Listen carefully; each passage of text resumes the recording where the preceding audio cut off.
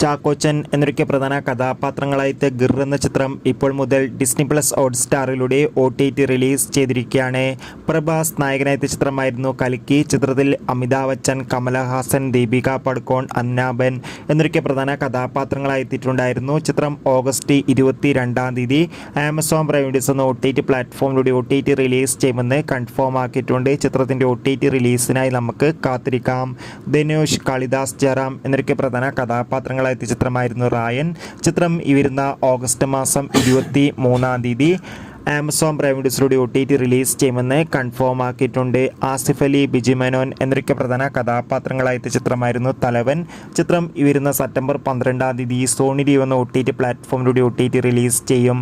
Dileep, Johnny Antony, Dharmajan എന്നൊക്കെ പ്രധാന കഥാപാത്രങ്ങളായ Pavi care taker എന്ന ചിത്രം ഈ വരുന്ന ഓഗസ്റ്റ് മാസം തന്നെ മനോരമ മാക്സ് എന്ന OTT പ്ലാറ്റ്ഫോമിലൂടെ OTT റിലീസ് ചെയ്യുമെന്ന് കൺഫേം ആക്കിയിട്ടുണ്ട്.